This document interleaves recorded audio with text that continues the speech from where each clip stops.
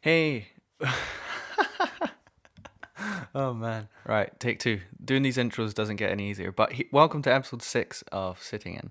Today I'm going to be sitting in with Chris Liggett. Chris is a really good friend of mine who I've known for years. And it's been really good to sit down with him today to kind of catch up and see where his career is at, because it's changed a lot in the last 5 years.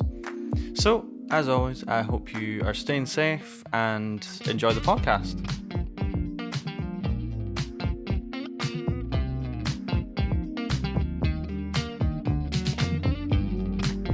Yep, all good, mate. All good. Sweet. What's happening, Chris? Not much, mate. How are you? How's it going? Good, not bad. I see you've moved house. Yes, I'm in a whole new room, which is a massive mess. There is boxes everywhere, so excuse the mess. But no, New house, new studio, all good. Sweet. I'm also in a new room. It's not a new house, but you know the situation. Someone might be coming to fix a window, so I decided to be in a safer space. We might have a guest. Yeah, totally. So where are you now then, Chris? Right now, I'm at home in Manchester, in the UK. It's right, absolutely freezing. Yeah, what's the temperature? Because it's cold out here as well. 1 or 2 degrees. I don't know. Cold. So it's pretty cold then. It's probably colder where you are, I reckon. But maybe. I don't know. I mean, I've not actually been outside. That's the thing when, I don't know how you feel about it, but, sometimes self-employed and that means, being at home a lot. Or, out gigging, I guess. Or out teaching, or whatever it is you're doing. And sometimes I just don't know what the weather's like. Yeah, because I'm just locked in my room. Yeah, just go 2 days without leaving the house because you got a deadline or you're just working on something. I'm like, I need to go out today. Yeah, no, I feel that. And you go out and you're like, the fresh air is so nice. Yeah, it makes such a difference. I think it's important for sure. But I guess the last year must have been quite different for you in terms of your location. Because obviously we're talking about being cold in Manchester and the UK generally right now, but you've been all over the world in the last year. Do you want to tell me a bit about that? What you been doing, man?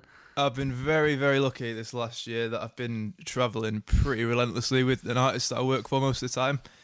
There's a UK singer called Harvey, so this year has honestly been non-stop since January, just travelling. Just got back from Jakarta about a week ago where it was about 37 degrees, so obviously come back to Manchester and it's like winter's just happened overnight. It's absolutely freezing. But no, yeah, I've been everywhere this year. I've done a UK arena tour supporting the Vamps, and then the rest of the year has mainly been doing international promo, which has taken me Asia, America, all over really, so it's been amazing. Sweet, man. And is this your first sort of tour, I guess? Or have you done something like this before? No, I've done quite a few over the last couple of years, but this has been the first year where it's been pretty much full-time travelling and touring. So it's been a lot of time away from home for the first time. Yeah, basically it's the first time it's been this relentless. Right. And how have you found that to be? Obviously I can imagine it'd be quite challenging. Yeah, obviously it's amazing. You go to places I probably never would have been to Jakarta, for example, were it not for this. You get to see all these new places and it is really cool. Downsides, obviously, like everyone says, it's hard being away from friends, family all the time. And kind of having any normal sort of life at home is quite a challenge. Yeah, no, I can imagine, totally. So I think we got to know each other pretty much because of Instagram, and I find myself saying that to nearly everybody on the podcast, which is honestly just so cool. This one app has kind of brought so many people together. And I think that's sick, but I knew of you as a guitar player who played in about London, I guess, and mainly a teacher. And I know when we first started chatting, we'd done a few kind of FaceTimes and all that, and you were mostly teaching. You were telling me how hectic it was, even just doing the admin for all these different schools and stuff. So how did you go from that, right? Something you obviously seem to enjoy, or you were doing a lot of it anyway, into touring for a whole year. What? How did you get there? Well, so growing up, my thing was I always wanted to do the session thing. Obviously, I was very conscious that I lived in Manchester and not in London, where the reality is that is where the majority of that kind of work is, especially in the pop world. Yeah. So I finished university in 2014, and straight away from that, I went on a function contract in the Middle East for 4 or 5 months in Bahrain. You're just playing covers in a bar every night. Right.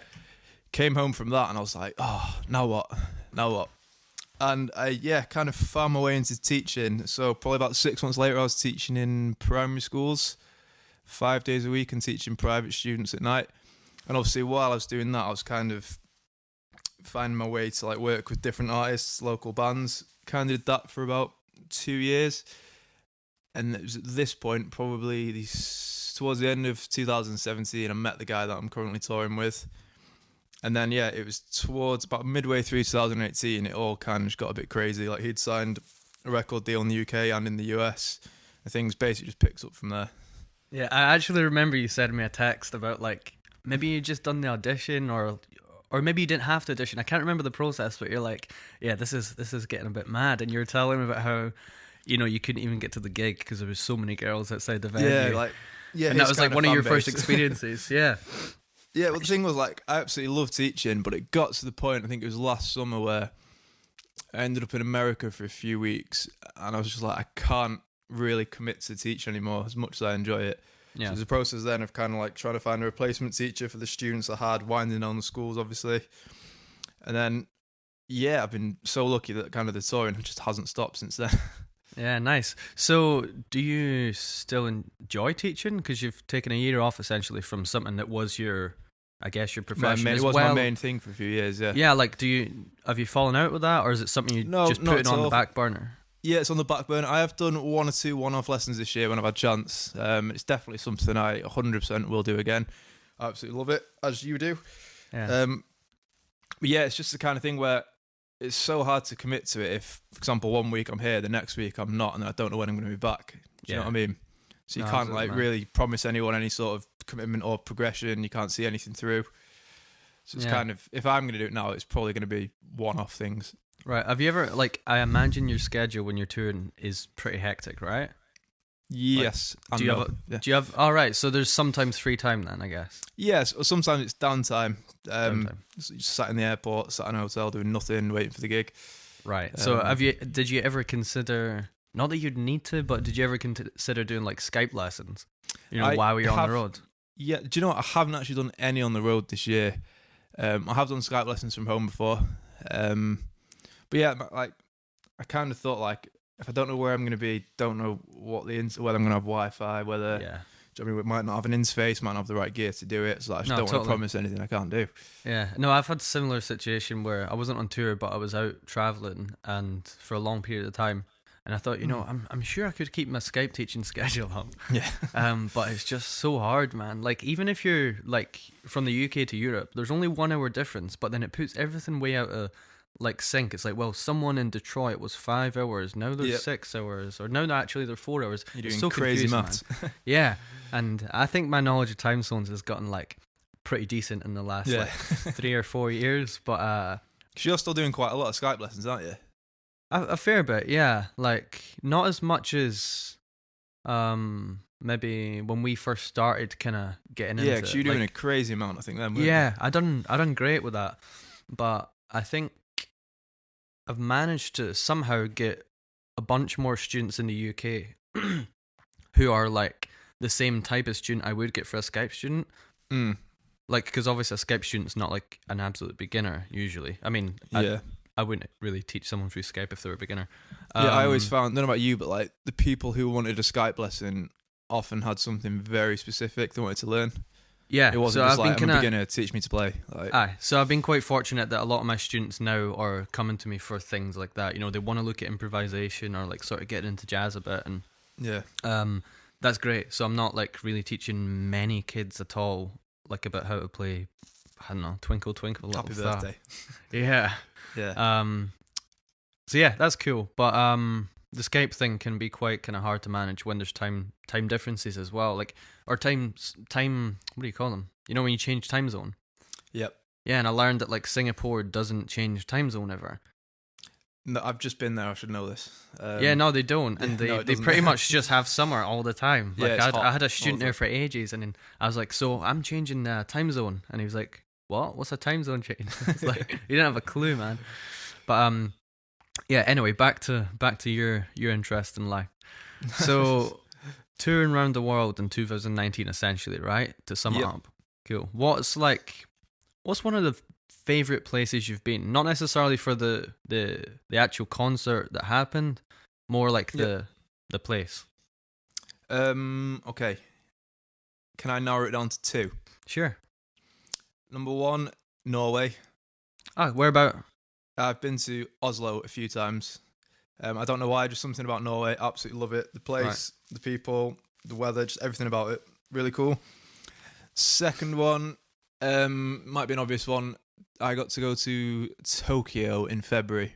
Sweet. It's so different. Like, it felt like you're in a different world. Yeah. Just absolutely love it there. It's amazing. It's the kind of place where you just get there and just go, wow. It's like the kind of feel like you've been to New York before, haven't you? Yeah.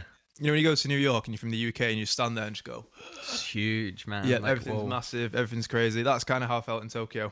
Cool. So them two for me. Yeah, no, nice one. And what about like your least favorite? Least favorite. There must be somewhere you were like, I just didn't like that.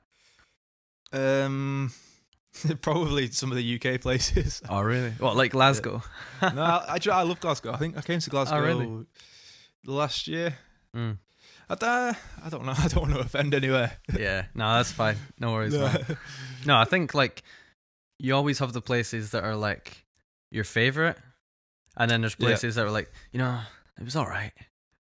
Some places are certainly like more difficult for travel. I imagine Tokyo would be like a total ball ache, no? Just well, I guess some places like that, the traffic can be insane. Like the Philippines, traffic was insane. The place was amazing, but traffic was a joke. Yeah, and just like some places more difficult than others for getting around. In terms, sometimes as well, for trying to find backline, if you're trying to find gear.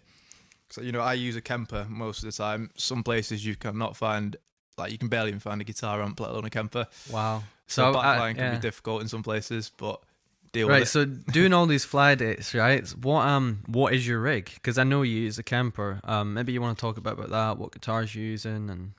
Yeah, okay, so... And you're playing guitar. Are you doing any keys on this gig?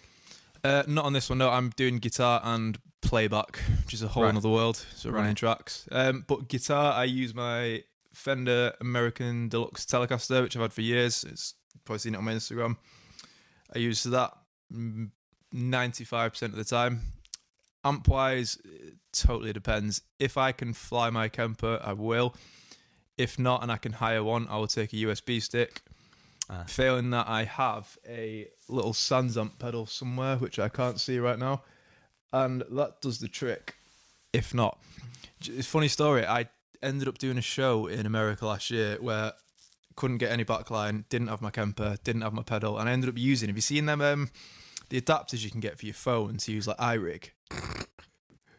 Honestly, yeah. I played a show in New York using that, and my phone was on like 8% at the start of the set.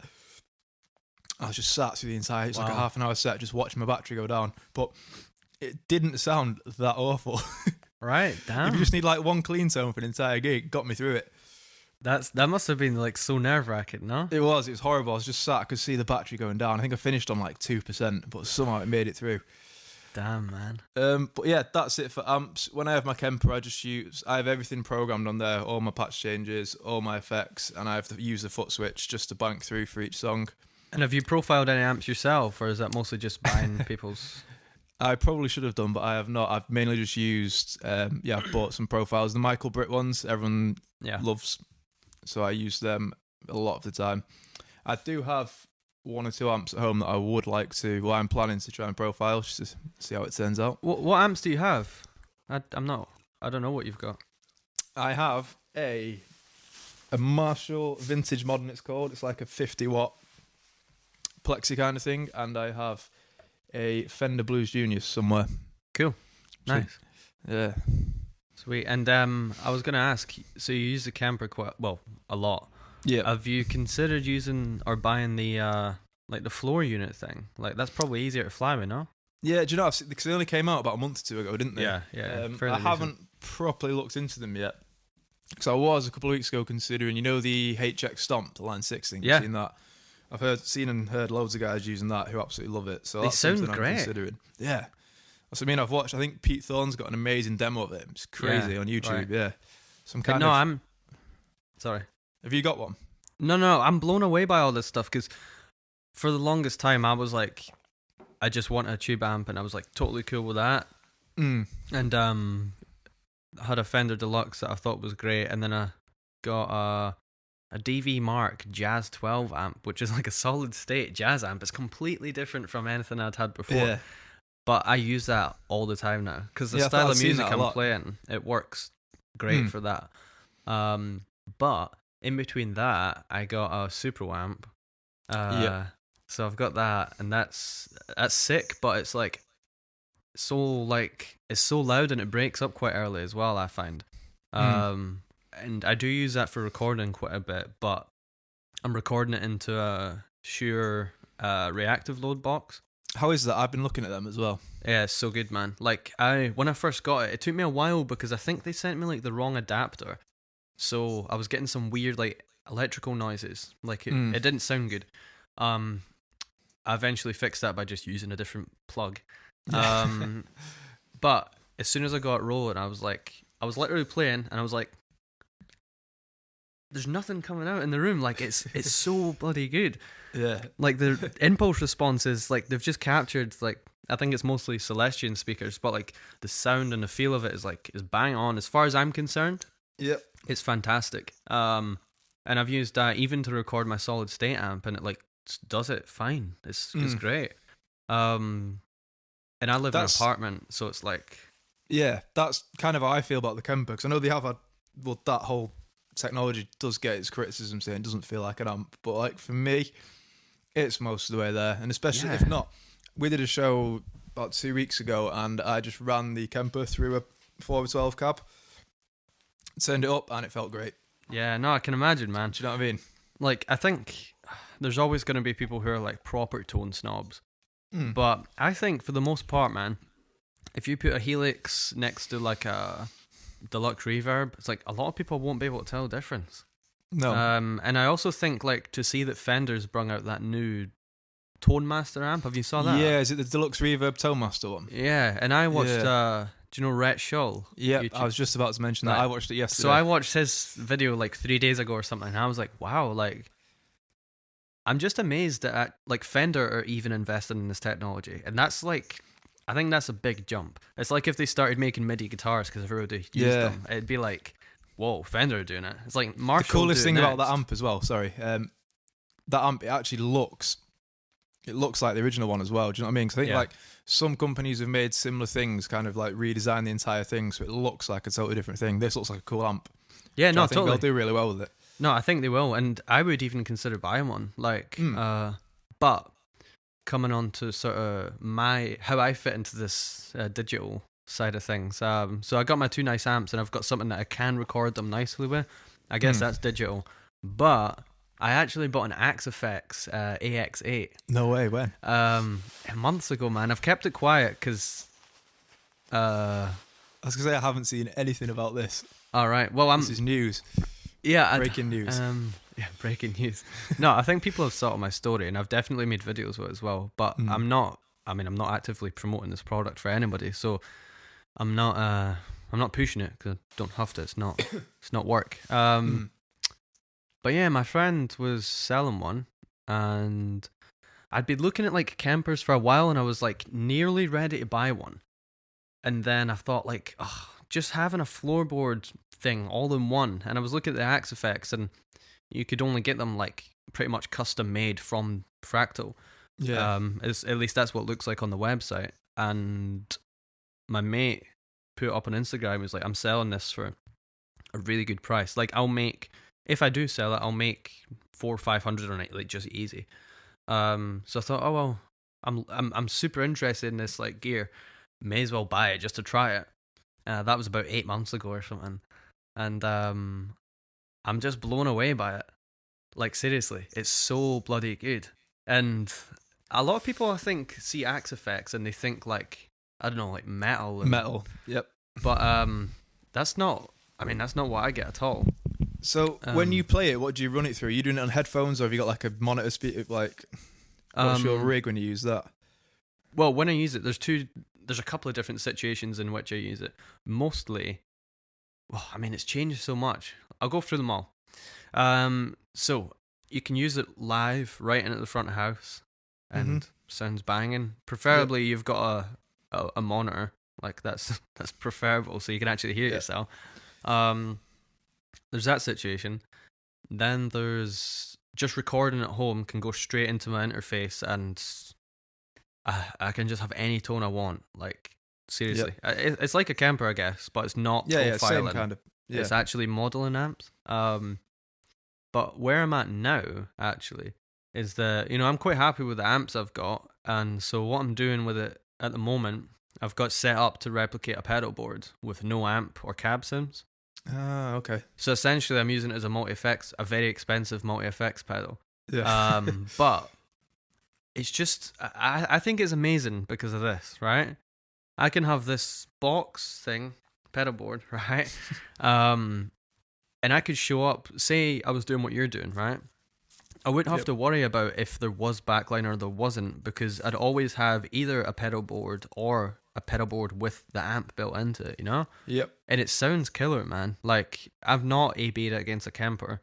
I'm sure there would be differences, but again, to like your average Joe who's not like an audiophile, it's like, I think it sounds bloody amazing. Yeah, like that's the thing with both the Kemper and the XFX. To me now, it's about getting the job done, especially like in the context of like a pop gig. What I do, I'm like, is anyone in the audience going to care or notice if my profile of a deluxe reverb isn't fully authentic? Do you know what I mean? To me, if it feels good, I can play the parts well, gets the job done, then I'm happy. 100%. It's so cool, man, that using the XFX. Yeah, no, I like it. It does everything. Like, and more. I think I was a bit overwhelmed at the beginning, and that's why it took me so long to like actually getting around to getting some good use out of it. But I just took my time and like made a bunch of I guess you'd call them profiles, but they're called scenes on XFX. And yeah, it's like I've got a bunch, and then you can download them from the Axe Exchange or whatever it's called, just like the Kemper kind of vibe. I've not bought any profiles yet because I think the ones I've got sound totally fine. But one thing I'm interested in is when I'm in the studio next, like, which I guess will be recording my thing. I want to like take all my amps and just see what actually sounds the best, because maybe it'll be a case of like the XFX sounds great for some things, but like miking the Supro sounds better than the reactive load, for example. But yeah. I don't know. I'm just interested to see how this kind of technology works in a situation where I need it for myself. Because if it's like a session or something, I feel like I can get whatever tone I need out of the stuff I've got. Yeah. If someone wants like a country sound, it's like easy. It's like I've got that ready. Go. Yeah. But when I'm really like trying to search for my own thing in the studio, I guess it'll be a bit of a tone hunt. But I have no doubt that the stuff I've got will be fun. Yeah, and it will be fun. But I'm also fairly simple with my tone, man. Like, I don't use a lot. Like, I was setting up this pedal board, and I can have literally any sound I want, and it's so basic, man. Yeah. Like, I've got like 2 different drives. I'll tell you, the most exciting it gets, and this is me trying to be like, I don't know, like total extra. It's like I have a rotary like simulator and a tremolo, like a Leslie. Yeah, it's like that's about as like it's quite fancy, that fancy as I need. Other than that, like delay, reverb, drive, compressor. I think that's all I use. To be honest, pretty much the same. Do I use my compressor? Yeah, I use a compressor as well. Yeah, that's about it. Yeah. So are you ever using your board with the Kemper? Yeah, sometimes. If it's a UK date, I will do, because obviously there's only so much you can fly, and it's just easier to have less stuff sometimes. But yeah, if, like UK gigs, I will use a pedal board in front of it, depending on the gig, obviously. And what's that look like? I do still have pedals.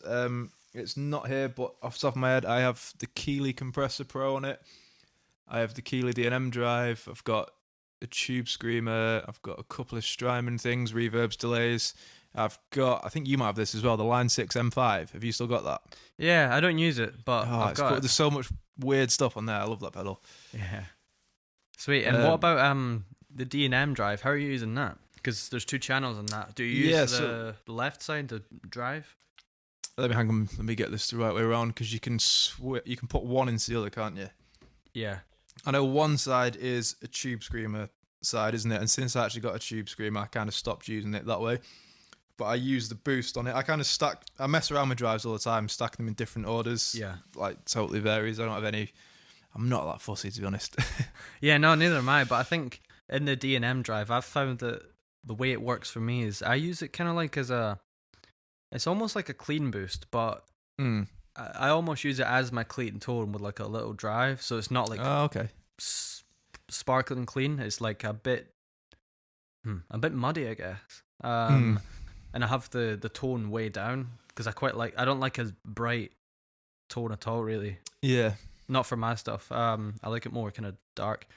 And so on that side of the pedal, the boost, what I do is I put that into the drive, and I have the drive, like the gain at like nearly 0, just so that it's boosting like with a little bit more headroom, the clean side. It's really like, I love dual channel pedals. Like, they're so fun. I had a Wampler Dual Fusion as well. Didn't you have one of them? Yeah. No, I borrowed one for about a month a couple of years ago. Right, yeah. I forgot about that. I really like that, actually. No, that was a great, I forgot seriously good pedal. But what happened with mine was I'd bought it second hand, and then the right side of the pedal stopped working. Like the pedal. Oh, just the actual switch. Yeah, the switch. Yeah. So I took it to get fixed, and guy put a lot of glue inside it. And it worked for like a week, and then I was at a gig and it just done it again. I was like, this is ridiculous. Like, and then I hit up Wampler, and they were like, oh, send it to this guy down in Leicestershire or something like that. But send them like your receipt or something like that. I was like, I've bought second hand. Like, so annoying. Like, I feel like I've lost a really good pedal. I sure could get fixed from someone else, but the person probably made a mess of it last time. Yeah. Do you think does the D&M fill that space then for you?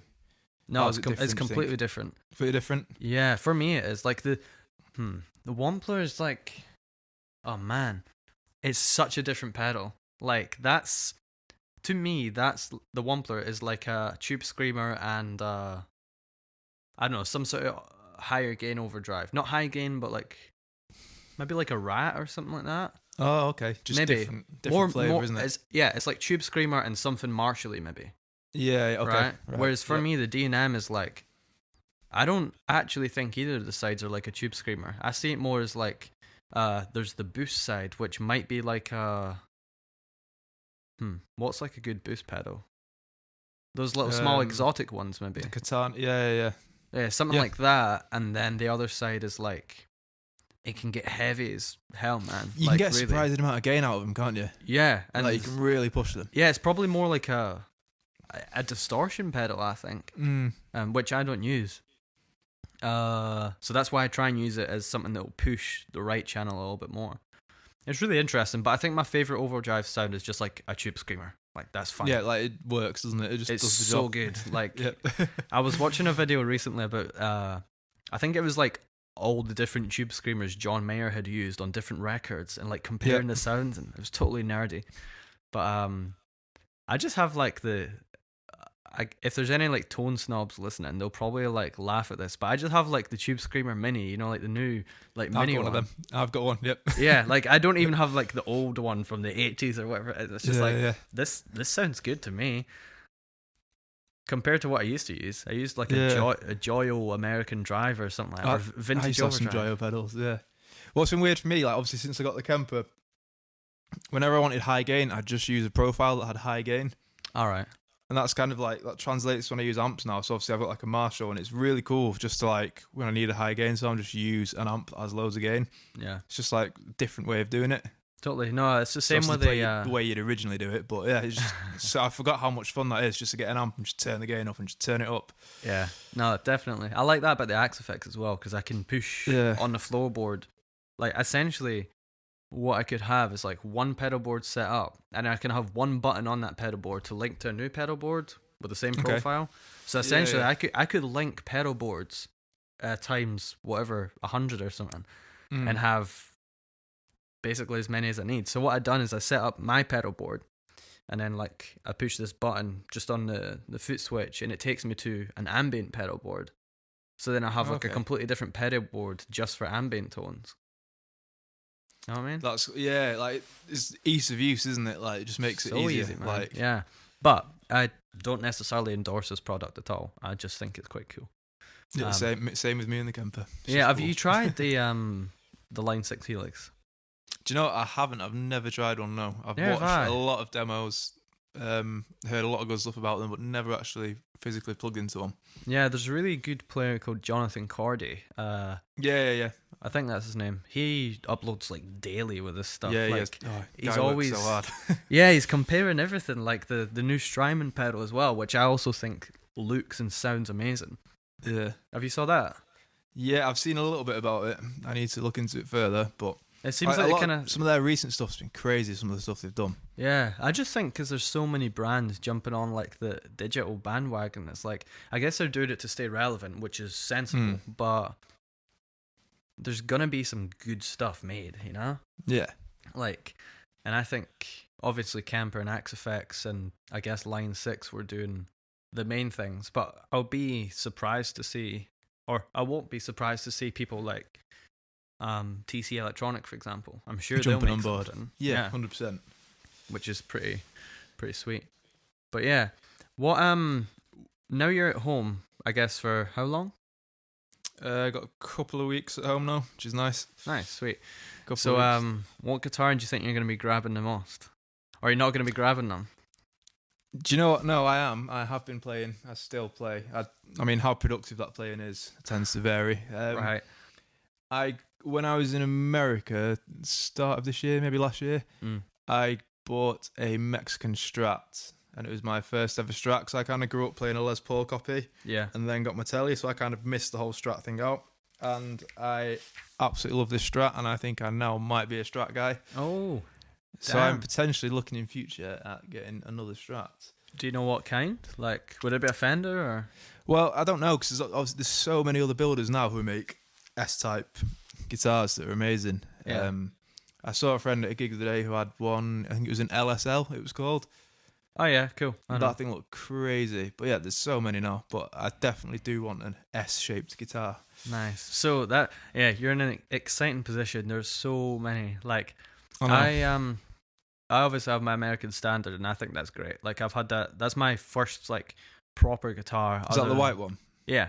Yeah. Other than my like first beginner guitar and then an Ibanez that I got. But yeah, I also played Owen Chen's Sewer Strat, and that was nice. Yeah, they're really good, aren't they? Yeah, pricey, but But the thing get for what me you then pay is for it. like, yeah, if they're a similar price like a custom shop Strat, maybe.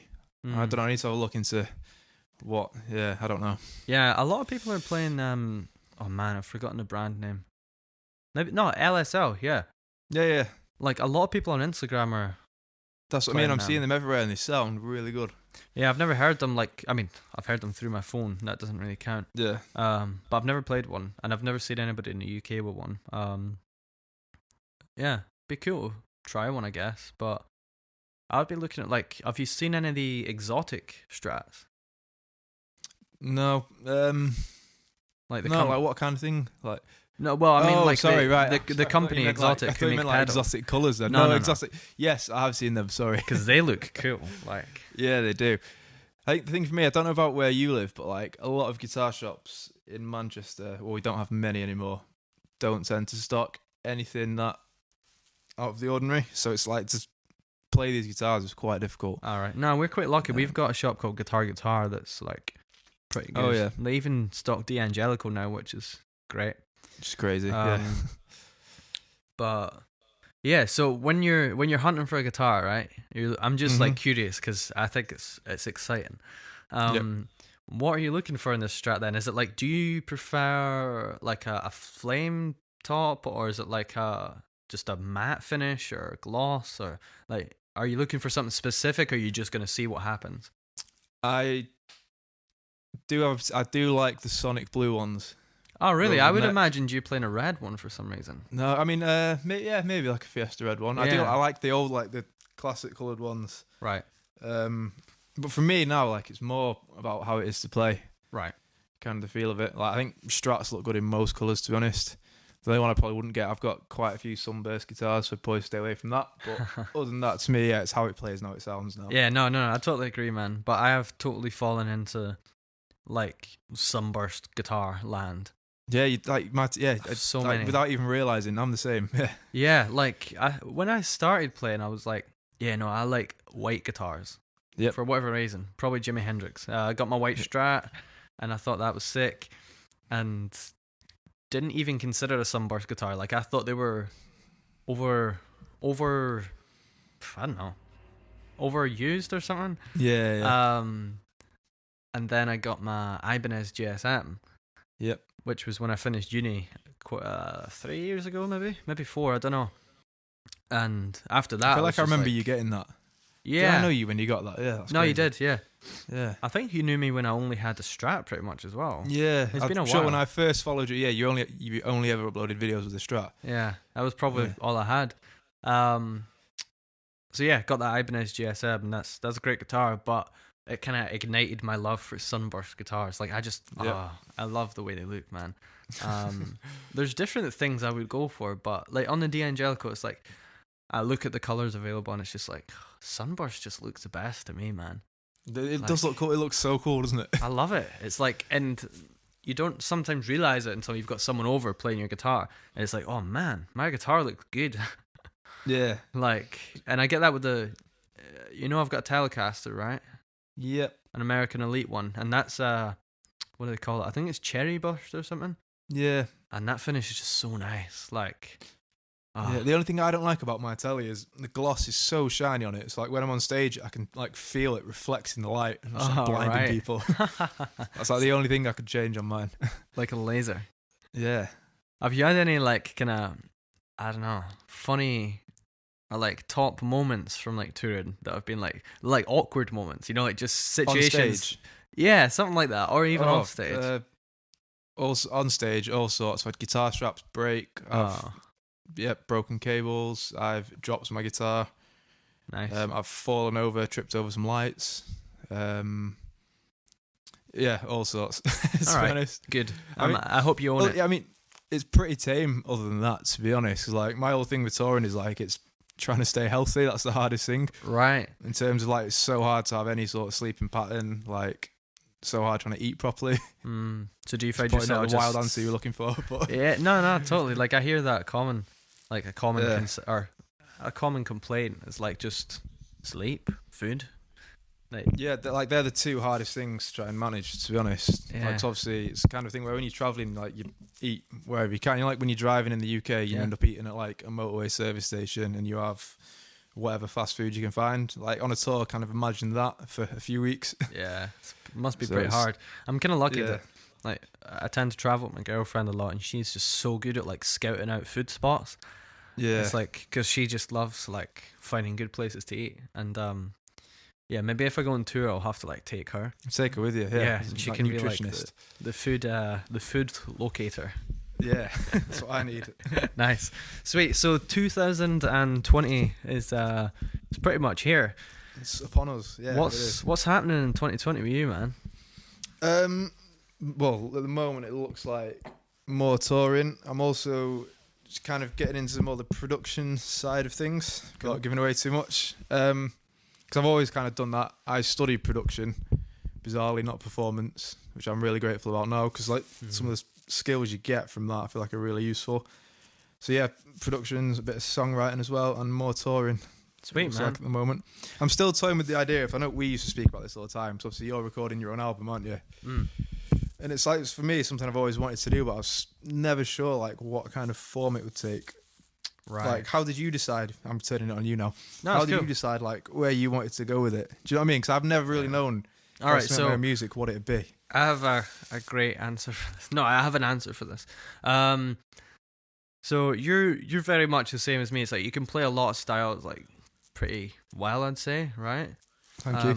Obviously, I guess you're kind of a pop guitarist right now. Like that's your Yeah. thing. But you can do many other styles like pretty well, and I sort of find that I fit into that category as well. But for me, that's just because that's where I've gone through all those styles to get to wherever I'm at right now. And Yeah. when it came to, I guess, just writing some ideas for the album, I never actually thought I'm going to write an album. I just wanted to write Okay. some ideas. And so the whole process was based on me just like exploring music, I guess, and like seeing what I wanted to make it sound like. Um, and then I remember having a chat with my friend Vincent.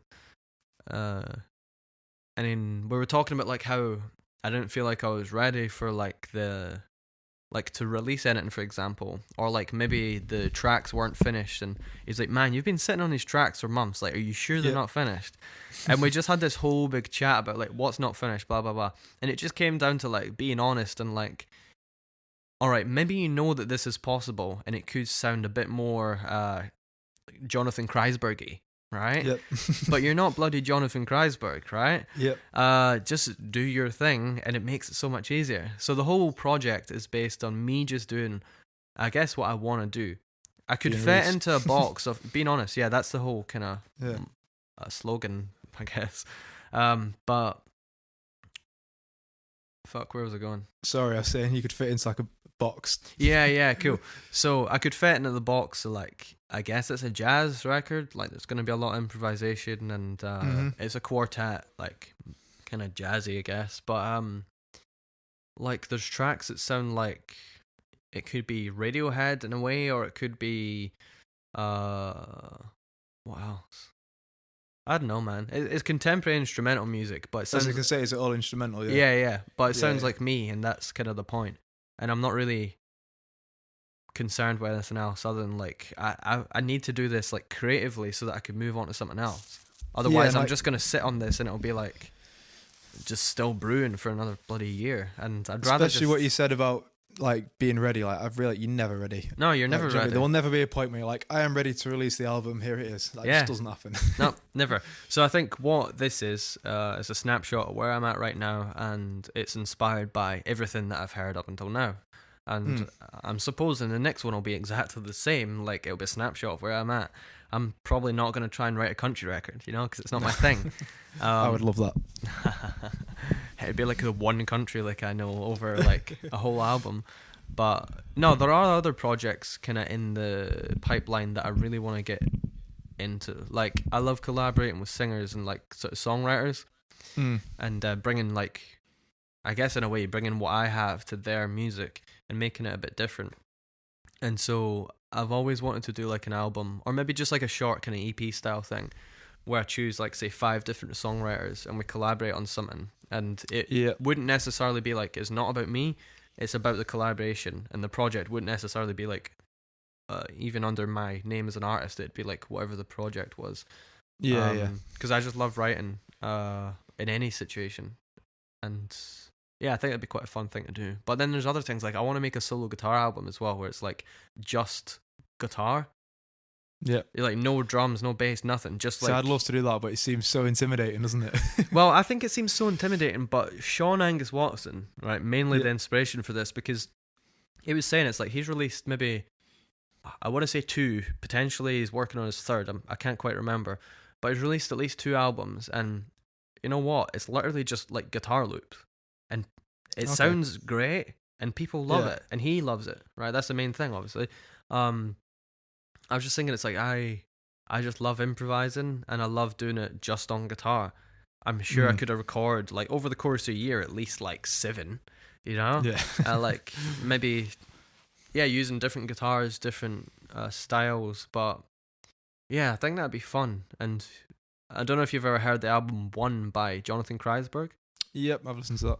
That is monstrous, and it's one Yeah. guitar. He's so good. It's not fair. Yeah, so good. I think he's been here before. Like, he's definitely done his 10,000 hours in like 3 other Yeah. lifetimes, which is funny. But yeah, on that topic, you've got a little bit of time off potentially, but what's on your mind musically, like as a guitarist? Because you used to shed a lot, and we used to chat a lot about like what you're working on, what I was working Yeah. on. Like, what do you want to get better at? Or Well, yeah, I think like first off, it's interesting how like over the last year and a half it kind of changes, because obviously, especially in the pop world, it's very much not about the guitar. Obviously, Yeah. I'm not trying to be the guitar hero. I'm not playing licks. It's like straight ahead rhythm playing the majority of it. So yeah, like kind of that side of the playing kind of takes a back seat. So for me at the moment, it's more about kind of just playing for fun, like remembering why I like playing guitar. Not that obviously playing the pop music isn't fun; it is really fun. But yeah, it's just making practice fun again for me. And like a big thing for me, I think I've said this to you before, loads, is just improvising. That's one thing I always want to get better at. Don't think that'll ever go away. Because yeah, it's something. I don't know. You'll know more about this. Improvising. No, I mean it's you, isn't it? Yeah, And it's like, quite easy to get in contact with that, but it's the development of that's hard. You know, it takes a lot of work. But is there anything in particular you want to work on in like 2020? Because I have like every year there's something, like it might be a very large topic, or it might be like one small thing, but there's always something on my mind that's like I want to get a bit better at that.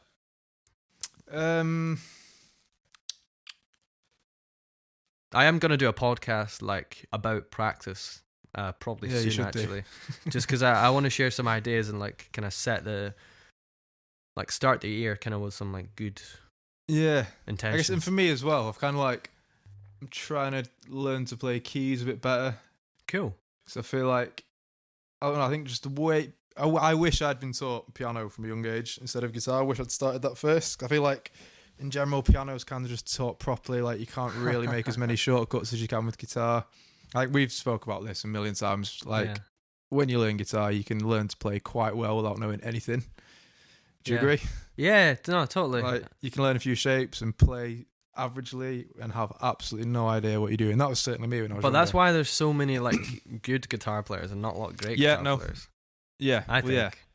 Yeah, because I kind of like, I remember getting to a point a few years ago where I was almost like undoing everything that I'd learnt. Right. Because like, yeah, I can play like blazing fast pentatonic licks, but I've got no idea really what I'm doing, when to use them, how, do you know what I mean? Yeah.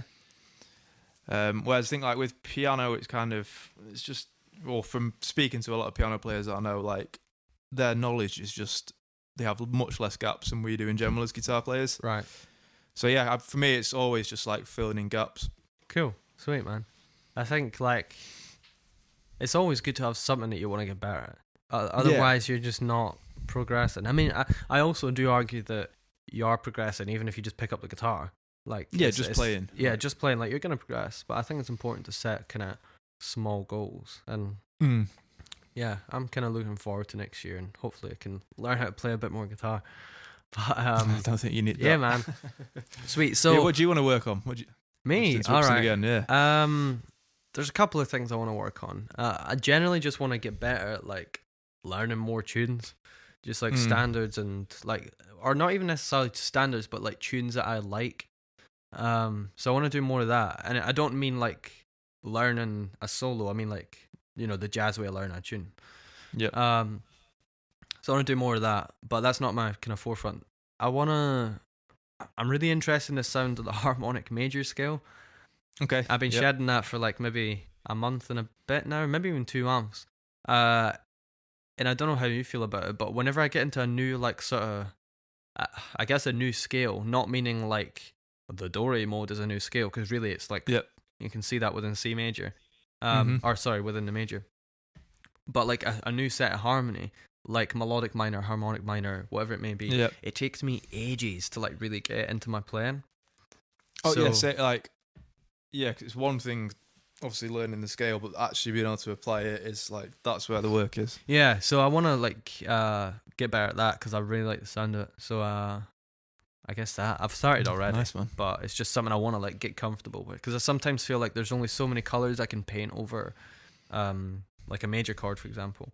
And I know there's a million different ways of doing it, but I'm interested in this approach for the next while, see how that goes. But just keep it fresh. Yeah, I'll speak more about that in the other podcast. But yeah, man. All right, so if we could wrap it up with maybe one last question that I think you're like the best person to answer right now. What advice would you have to a younger musician, or not even a younger musician, just someone who wants to get into touring with, like, I guess the kind of acts that you've been playing with? What advice would you give? Okay, so first off, what I would say is, so when I was younger and I wanted to do this, I always thought like I'd leave uni, walk straight into a massive pop gig. Very rarely happens. For me, I think the best thing you can do is kind of like make some sort of living from music at first, whether that be teaching, something similar. Just that kind of gives you the time then to start playing with like local artists and start networking and meeting people. 'Cause the biggest thing for me is it always comes from just knowing the right person at the right time. 'Cause like people in general will always want to use either people they know or people they've worked with before. So kind of like building your network is the biggest and best way to like finding work when it comes to this kind of thing. And then other than that, just being really nice, playing in tune, being on time and playing well.